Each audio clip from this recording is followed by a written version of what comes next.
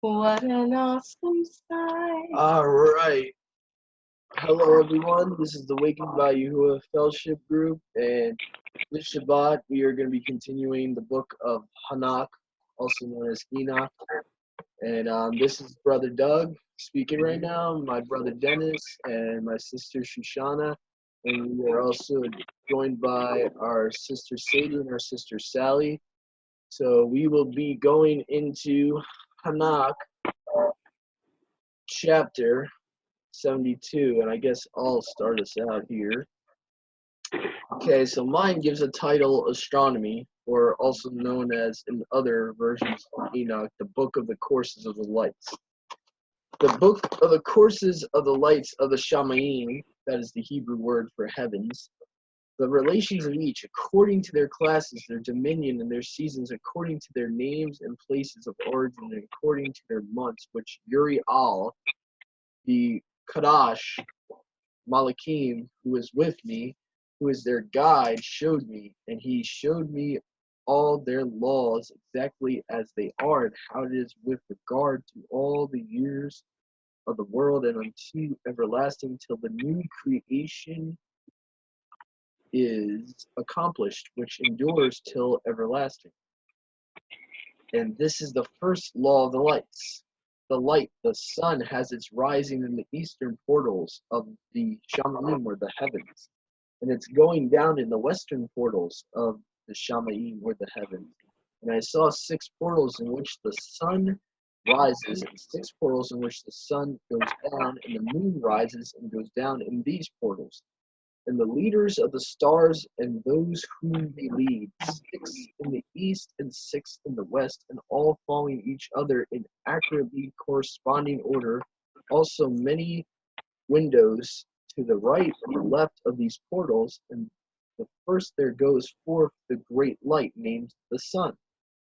So right here, I wanted to stop and point out that this connects with Genesis 1, because Genesis 1 says that there's a greater light and a lesser light.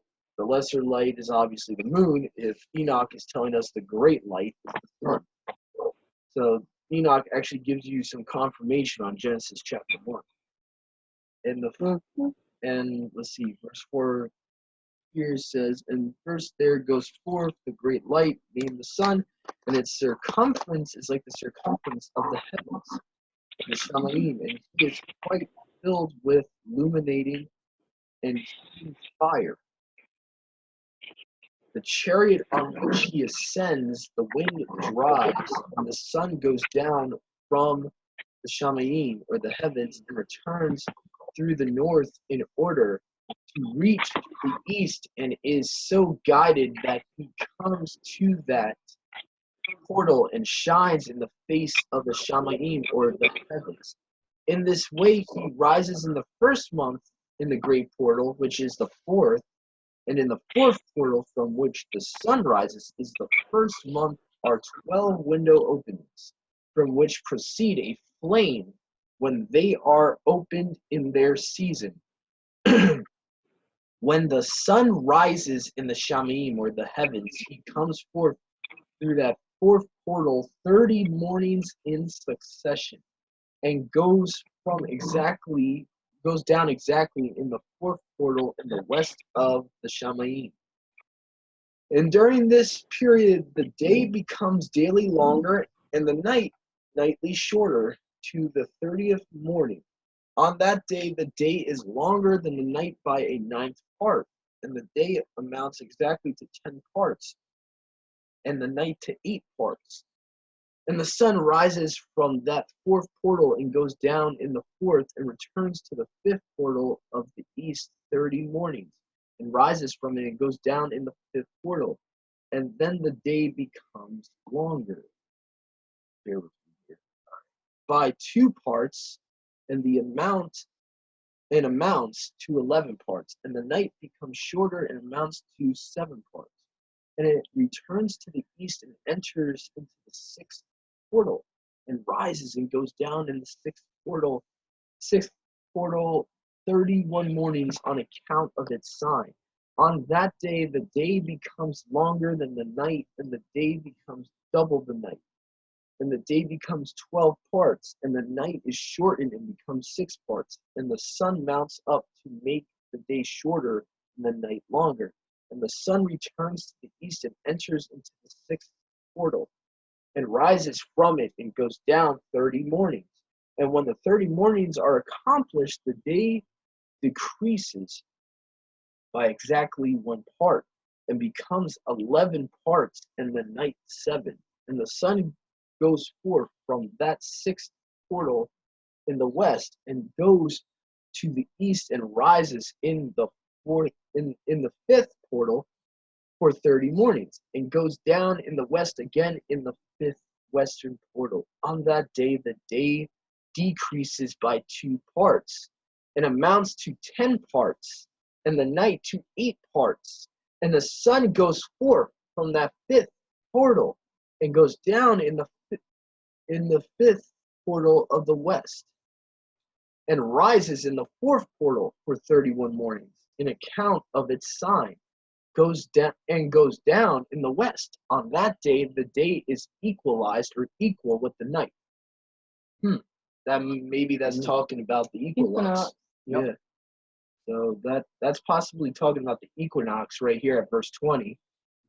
And the night amounts to 9 parts, and the day to 9 parts. And the sun rises from that portal and goes down in the west, and returns to the east, and rises 30 mornings in the 3rd portal, and goes down in the west in the 3rd portal. And on that day the night becomes longer than the day, and the night becomes longer, and night becomes longer than night, and day shorter than day, until the 30th morning. And the night amounts exactly to 10 parts, and the day to 8 parts. And the sun rises from that 3rd portal, and goes down in the 3rd portal in the west, and returns to the east, and for 30 mornings rises in the 2nd portal in the east, and in the same way goes down in the 2nd portal in the west of the Shamaim. And on that day, the night amounts to 11 parts, and the day to 7 parts. And the sun rises on that day from that 2nd portal, and goes down in the west in the 2nd portal, and returns to the east in the 1st portal for 31 mornings, and goes down in the 1st portal in the west of the Shamaim.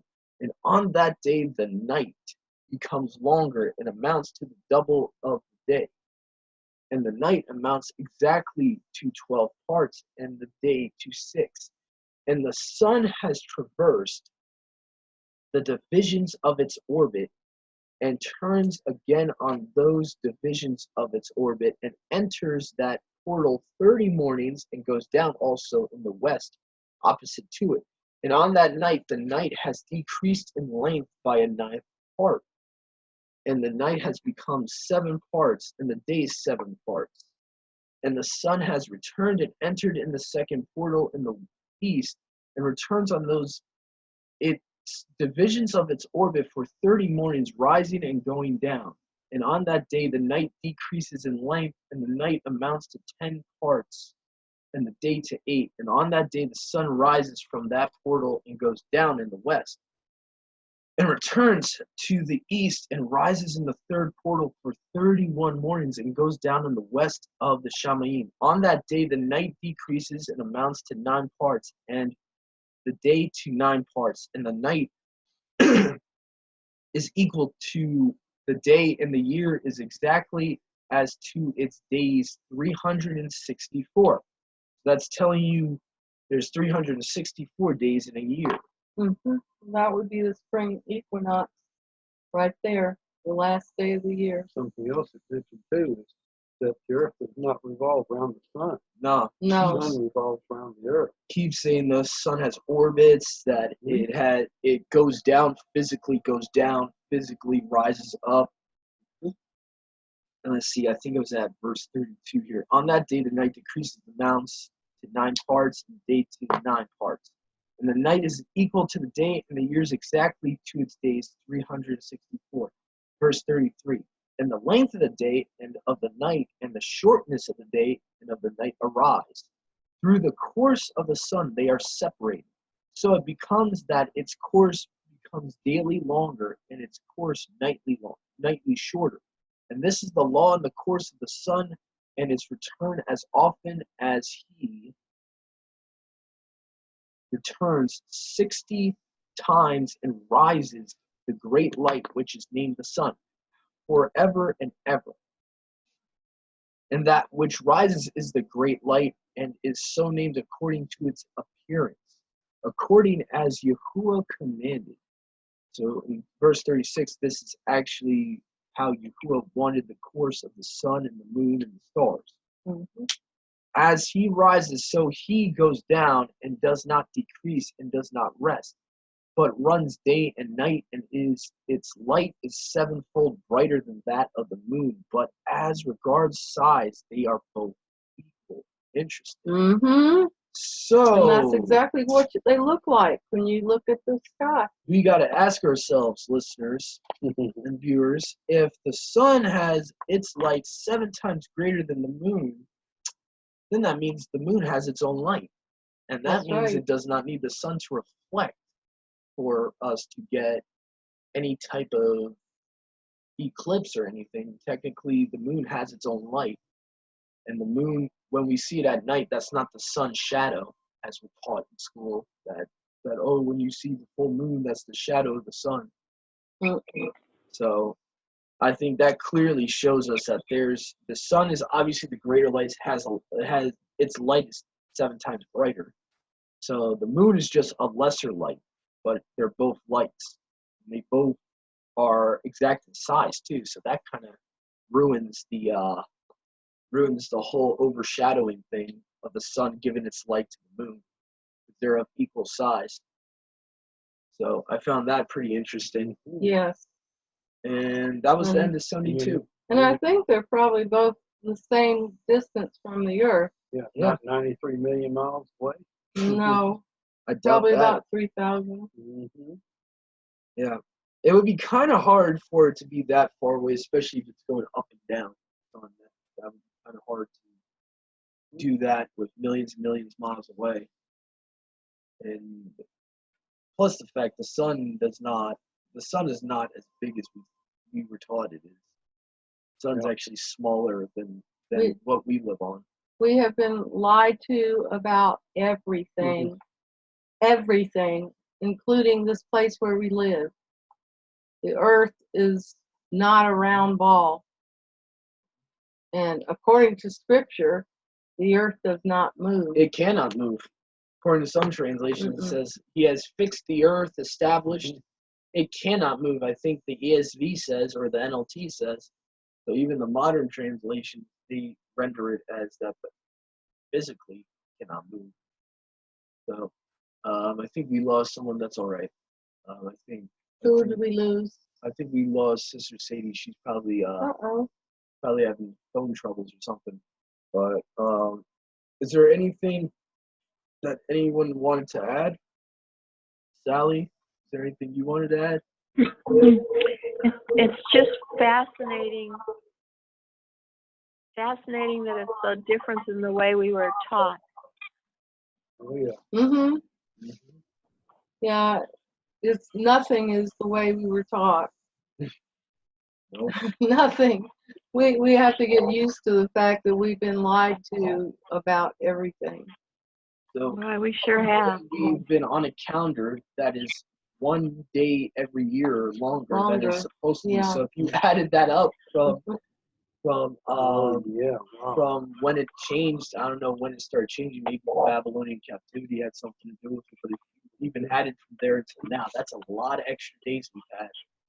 But as you can see, according to Enoch, the vernal equinox, that means the spring equinox, is the last day of every year. It's day 364. And I have a question. okay. All right. I don't know if you can hear me or not, but my question is, so if it's 364, right? Mm-hmm. Right? And then that means Shabbat should never change. It should always be on the same day, and so should our Sabbath. What was the question? The Shabbat's on the same day? Yeah, I got Also, Passover should be on the same day, right? Because we Should be the never same day. change. Pesach. Oh, Pesach. Yeah, Passover. Passover. Now the feast days, I'm not too sure if they would be on the same day every year because you got. They go by the Because luminaries. if you're going by the luminaries, you can't get the same day every year because they're always moving, and that's kind of hard to get that. I mean, I guess if you get it by a certain calendar, maybe you could get it every day year. But the calendar we go by, the first crescent, I don't think you can get that same day every year. You No, can't but even get it's- that with the full enclosed. You can't even get that with the new moon.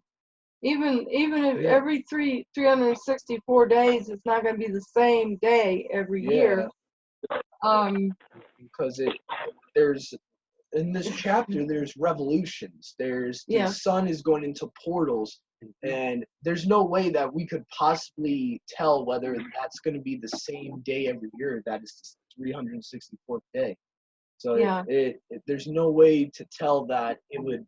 I don't think it could possibly happen on the same exact day every year. I don't think that could be possible. I don't know. Almost No. every calendar I've seen, it's a different day every year Passover. But But the Sabbath, yes. the Sabbath Yes, absolutely is Because the same Sabbath day. is the seventh day. Yeah, It's literally always the seventh it's day. always the seventh day, and the 7 days never change. So for the Sabbath, yeah, it's always been on the last day of the week, Mhm. and it's always been like that. So I think, yeah, the Sabbath would never change. It would always be, in our Gregorian calendar, Friday night into Saturday night, and that would never change. But for the feast days, it gets a little tricky because you have to go by a luminary. Whether you go by the sun or the moon, you're going by a luminary. And we go by the moon because that's what Scripture says. Scripture, even if you just go by the canon, like take the book of Enoch out of it, you go by the canon. Scripture verbatimly says Yahuwah made the moon for appointed times, and I think that's Psalms 101. So literally, it's saying that He's making the moon for our feasts. The word appointed times is actually moadim, Mhm. which nowhere in Scripture does it say that any other luminaries made those specific times. So even though Genesis 1 says that He made the stars and the sun and the moon for days, months, and years, but Psalms 101, to be honest with the text, is telling us He made the moon specifically for the feasts. He made the moon for us to follow the feast by the moon. So The moon sets the feast and the days of really the first day of the year is what sets all the feast days. And if you go by the first crescent moon sighted after the equinox, which is the last day of the year, day 364, the first sighted moon after that is going to be day 1 of the year. So, yeah, after the equinox. and another thing too is the equinox is never the same time of the year. It's never the same day every year. No. So even with that proves that you can't have the feast days on the same day every year. It would be impossible because the equinox changes every year. So even like if we're to take like Enoch as a calendar and really look at it, even Enoch proves that you're not going to have the same feast day every year. That the feast of Passover, unleavened bread, first fruits, all of them, they're not going to fall on the same day every year. It's set by the moon. It's set by the moon, and even you could even ask people that go by a solar calendar. They'll say the same thing. They don't get the same day every year. So even if they do go by a solar calendar, they still have the problem of it's not going to happen on the same exact day every year. So anyway, that's the best way I could answer that is no, it would the Sabbaths are a different story. The Sabbaths get the same day every year. One reason for that is because we always have a cycle of 29 or 30 days. 29, 30. Yeah, the months are 29 or 30 days according to the moon. Now, according to the sun going in and out, of its portals, you Mhm. have some 31-day months. Yeah. According to this book. Right. Yeah. Yeah. And we really have to look at that. Yeah, we also, even in our Gregorian calendar, some months are 31 days. So unfortunately, they've mixed that with other months that are shorter than 30 days, and that kind of gets confusing because you have one month that's 31, and the next month is 20, 29 days. Hmm. Like it gets. Well, the Gregorian calendar's messed up, but I think Enoch's right, and we're fixing to be knocked off. I hate to say it. Oh boy, yeah, we're about to get Time's knocked running off, so we're gonna have to do a part 2 of this as always. But stay tuned, viewers. We still have about 8-9 minutes, or a little bit less than that. Yeah. So anyway, that's the best way I could answer your question, Sally. I think it was Sadie. Oh, I mean Sadie. Sorry about that. That's the best way I can answer your question, Sadie. That it's a little different between the Sabbaths and the feast days. The Sabbaths, we know for a fact, it's a weekly cycle, same day every week, and it's always been like that because even if you do some research on the word Sabbath, every It means 7. yeah every Shabbat. every language too for Saturday usually has a word that links to the word Shabbat or Sabbath. Like Spanish, sábado sounds exactly like Sabbath. So I don't think the Sabbath has ever physically changed. Like, I don't mean by the Pope. I mean like physically, it's always stayed the same day. Yeah, I think Sadie knows Spanish, right? Yeah. And I know there's other languages that German. I think Shabbat. there was a book. I forget what the name of the book was, but it showed all languages that the name for Saturday links back to Sabbath in almost every language. Mm-hmm. So it does. There's definitely historical proof that. Except English. Yeah, English is Saturn. Yeah, well, yeah, you got. We do get the number 7 from Shebin. Yeah. Shabbat. Yeah. Shabbat is actually the the Hebrew for 7. And I think that V creeped in there with the Babylonian Hebrew. Yeah, I did. Vowel point. But, vowel pointing out you have vowels. After we get back on the part 2, we will be starting chapter 73, which is, I believe, still has to do with the luminaries, if I'm not mistaken. So, Most likely. yeah, this is going to pertain to the moon specifically. 73. It talks about the law. I saw another law dealing with the smaller light. So I mean, you take Enoch, you put that with Genesis 1. I think it's pretty much a foregone conclusion what's the greater and lesser light. Yeah. Because Enoch actually tells you. If you go, people have always argued, oh, you don't know that it's a greater or lesser light. Read Enoch 72 and 73. And put that with Genesis, the whole chapter of Genesis 1 in context. Then you'll understand. And be like, oh, the greater